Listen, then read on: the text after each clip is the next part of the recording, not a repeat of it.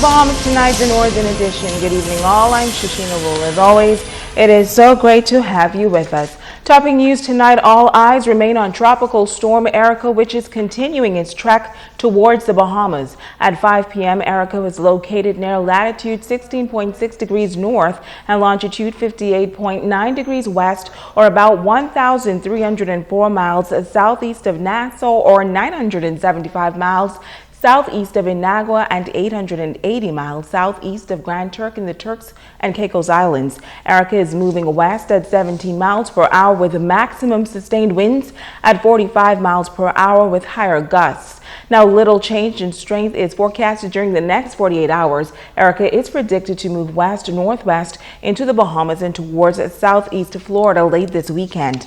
Residents in the Northwest Bahamas should continue to monitor the progress of this system closely. Now, a tropical storm watch has been posted for our southeastern islands. A tropical storm watch means that tropical storm conditions are possible within the warning area within 48 hours. And as Tropical Storm Erica approaches the Bahamas, the Grand Bahama Red Cross Center has put together its hurricane preparedness team. As our Talia Hall tells us, the administrator at the center says they will be working along with NEMA and social services once again this year, and they are ready to assist in the event of a disaster. Tropical Storm Erica is predicted to reach Grand Bahama as early as Saturday, and many in the community are gearing up for the storm, including the Red Cross. Administrator of the Red Cross, Stephanie Barr, says they are ready and have an action plan in place. We have prepared our disaster team with first aid training. We made sure that they were first aid trained to go into the shelters because we work with NEMA and social services. So we're one big team all together, and we go out, and it's led by NEMA, and then whatever we're asked to do, we just go out and do. Barr says the Red Cross is fully equipped from flashlights to water, blankets, and towels. We had a meeting with NEMA yesterday, and we have another meeting with them based on Erica's appearance. So now we're in full gear now. We're going in and see how we can best plan to make Grand Bahama safe for this hurricane season. She is sending out an alert to all residents living in low or flood-prone areas to leave if they are told to evacuate the area. Please go, heed the call, because it would be difficult for us to get in to try and help you, or for you to try and get out to us.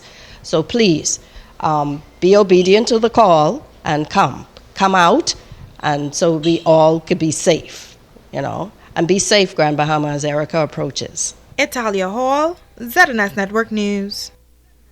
Well, Tropical Storm Erica is approaching the Bahamas, and residents are being asked to take the threat of this storm seriously. Megan Shepard reports that now is the time to prepare. The 2015 Atlantic hurricane season has been relatively quiet thus far, but as of recent reports, Tropical Storm Erica was centered about 285 miles east of Antigua, moving west at 17 miles per hour with a maximum sustained winds of 40 miles per hour with higher gusts. Erica is also predicted to become a hurricane by the time it gets to the Bahamas late this week. General Manager of Dolly Madison, John Rule, is encouraging residents to be proactive and get prepared. There's a pre-hurricane preparation and there's a post-hurricane preparation. So we've got the heavy duty items like the chainsaws, the rakes, and things that you can use people to prepare, cut the heavy trees or those objects that would threaten the home. Aftermath of the hurricane, they can clean up with rakes, hammers and nails, and all that is available here at Dolly Madison Home Center. The only thing that we don't carry would be the plywood. Role says that the home center has been fully stocked with hurricane supplies since the beginning of the season and is prepared to meet virtually every need. We're making sure that the basic household needs for a hurricane, like flashlights, batteries, radios, top covering, things like that, matches, oils, lamps, are available for our customers. We also have a whole list of items which includes garbage bags, first aid kits. We've got household can openers, the basic essential hurricane utilities. Rose says that since reports of Erica has surfaced, residents have been getting prepared, and he is also expecting an upswing as the storm approaches. We're seeing as of yesterday, persons have been dropping in and buying selectively those hurricane items. What they are doing right now, it appears though, even though they're not picking up everything one time, they are selectively getting small items so that I guess at the end of the day, they would have all those items that they need. And it's very encouraging to know that some persons are taking this threat of hurricanes seriously and are making the preparation. And so we at Dolly Madison want to appeal to all residents of Grand Bahama in particular to prepare. Megan Shepard, ZNS Network News. In other news, the Department of Agriculture facing an unfortunate situation as thieves hit the produce market overnight. Assistant Manager of the Vendors Market, Loretta Roberts, says a culprit or culprits removed several electrical boxes from the market area sometime last night. The electrical fixtures were put in place to assist vendors who may need power supply. Now police are investigating the matter. However, Roberts is appealing to the public to be on the lookout for those stolen electrical panels. The whole set of it is gone. So we're looking at about 9 or more boxes gone, electrical boxes. We just want to make the public aware of stolen electrical boxes. And if you find them, you can contact the police. We appreciate it. Now, the downtown market is about to undergo a facelift, and Roberts says they're looking to implement tighter security measures. The market's supposed to start its renovations this week, but because of the hurricanes, we probably will start. I think the contractor said they will want to start next week. So we are looking forward to renovating the market and get it back to where it used to be, a beautiful place that you will want to come and visit.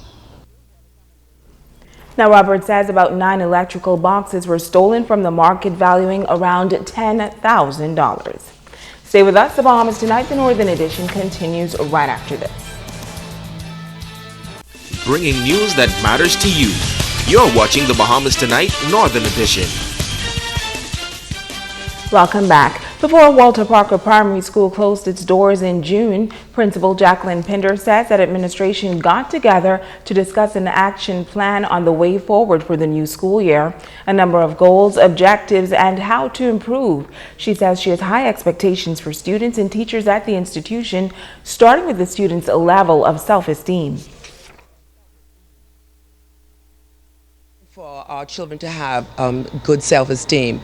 We realize that lots of our students lack that, and when we build on students having good self-esteem, they improve in every area. Another priority for us, of course, is our reading intervention. We are working on every student knowing how to read and how to read well, because when they can read well, they can pretty much apply that to other areas of their discipline. In looking at our glad results this for the past year, that we've made some improvement, and one of our major goals this year is to build on that and for us to get to a percentage at least 10% higher than we did last year. Now, she says that they are prepared for the 2015-2016 school year. We are excited and ready to go. The teachers are excited, and they've made a lot of plans to go forward. They are now in classroom preparing for the work that they're going to do. We will have the placement test for grades 1 and for grade 1 on Thursday and Friday, and that is to get to know the level of our children who are coming to us in the first grade. I would say that everything is ready to go. Well, tonight a local pastor says the disrespect in this country is at an all-time high. He's calling for Bahamians to unite for the betterment of the country, and adds that while it is expected for persons to have different views on social issues, it is never okay to show a lack of respect to those in authority.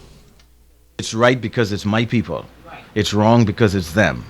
Pastor of Life Community Church, Cedric Beckel, says while he believes that the level of political polarization must be reduced, there are many ongoing issues that the country is facing, and Bahamians must unite for the betterment of the country and not be blinded by party colors. But Bahamians are so polarized in their political views that they are almost blinded intelligently and emotionally to the issues that are on the table. And I believe that we will not see a better Bahamas until we as Bahamians are prepared to vote contrary to what we have been politically accustomed to. And I'm not referring to any particular political persuasion. I'm just simply saying Bahamians must learn to approach issues for the betterment of the country in spite of what political persuasion one may hold. He says while some may look at this generation as a disrespectful one, the fact is many adults of this country are guilty of the very same thing.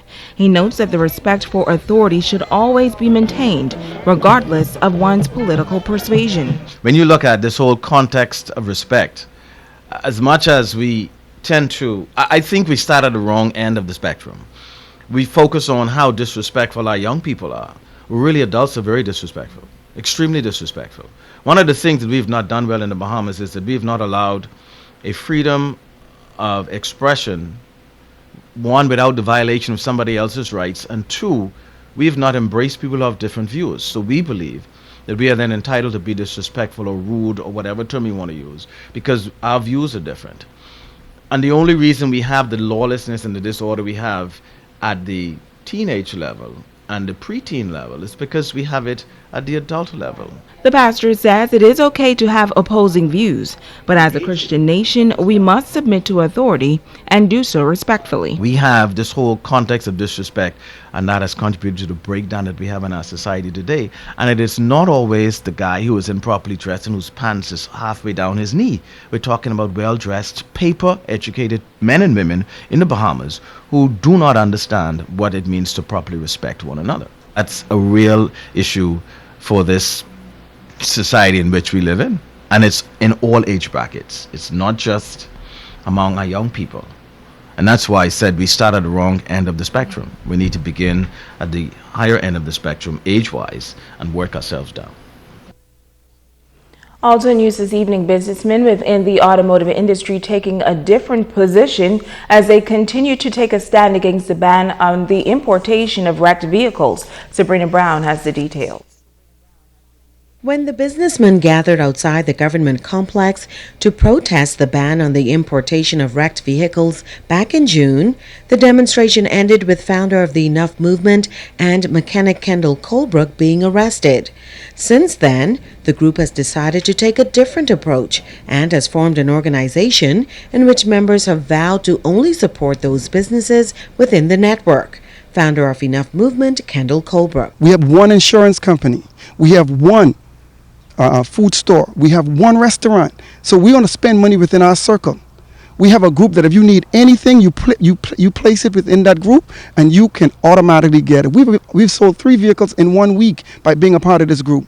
We've had parts where people needed parts they couldn't find. We have it right here because we are now organized. Colebrook says 95 people have already joined the movement and others are expected to come on board. He says this move is in no way against the government, but rather an avenue to maintain their livelihood. This is not an attack on any government, no administration. This is just adults saying it's our time. Instead of complaining, we want to do something about it. This is nothing hostile. This is just something necessary. Some young men that can't find employment, this industry is employing them.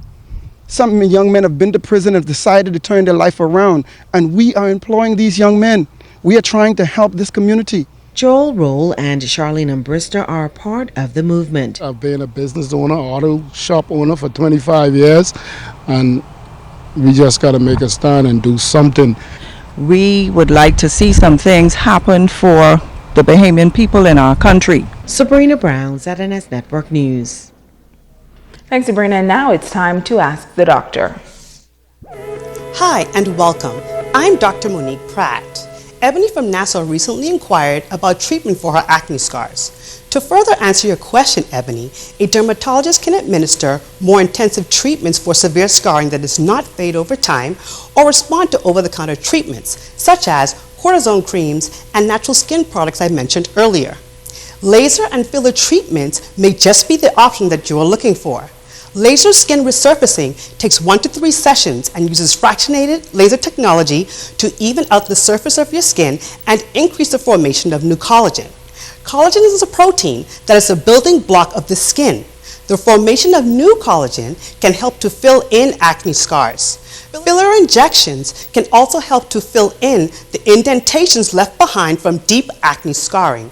However, they need to be repeated every 4 to 6 months because the product reabsorbs into the skin over time. Even with all these treatment options available, patients are needed when it comes to treating stubborn acne scars. If you have a question on any skin condition, please email askthedrbahamas@gmail.com. I'm Dr. Monique Pratt, and this has been Ask the Doctor.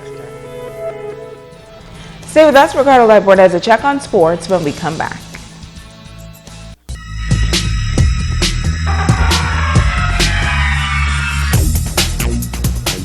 Everybody, and welcome to Sports and Ricardo Lightboard. Let's get right to it quickly. The IAAF World Championships in Beijing, China earlier this morning. Shaniqua Q. Ferguson qualifying the 200 meters and did not do well, folks. 23.44 seconds and will not advance to the next round. For triple jumper, Levan Sands earned a spot in the men's finals of the triple jump. His leap, 16.73 meters. He's 12th overall in competition. The Ontario Collie men's jumped 16.21 meters to a 23rd. He failed to advance. Levan's going to be jumping tomorrow, and that's going to be at 7. And also keep in mind, Shanae is going to be also running tomorrow, and the 400 meters should be an awful lot of fun. The YMCA Commercial Basketball League, also the championship is now completed. Freeport Container Port Stackers, the Gym Rats on center court, Kimberly Mullings, knock knees and all, on court.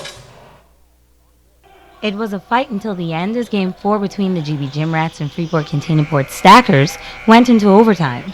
The GB Gym Rats came out on top 51-49 with Jabbar Lightbourne scoring 12 to Marcio Dames 11. It wasn't easy, especially with a slow start into the season, says head coach Keno Wayne. In the beginning of the season, we came out a little sluggish with two first losses. But we knew that in the end we was going to come out victorious because we have fellows on our team with a lot of heart who's not going to give up and going to give 110% all the way. Wayne added that going head-to-head with the Stackers in Game 4 is difficult, but he knew they would win. He had faith in the Gym Rats. Those guys, they was all right. We know that they was going to come out tonight with a fight. The loss on Saturday night gave them more courage to think that they could have won, but once again, Gym Rats come out on top. As the Gym Rats prepare for the regular season to come, Coach Bain added that this win leaves much to be expected of the team. This one is good because this is the first one of many for the Gym Rat family. We prepared to go all the way. I say we're going for the next 10 to 20 years. Top scorers for the game, the Stackers got 16 from Clemente Martin, Wellington Longley 11 points in the loss for the Stackers. Jameek Pitt was named Championship Series MVP, and I'm Kimberly Mullings, ZNSO Sports. Thank you very much, Kim. Yeah, she's going to decide to find something to eat again, okay? That's it. We're done with sports tonight.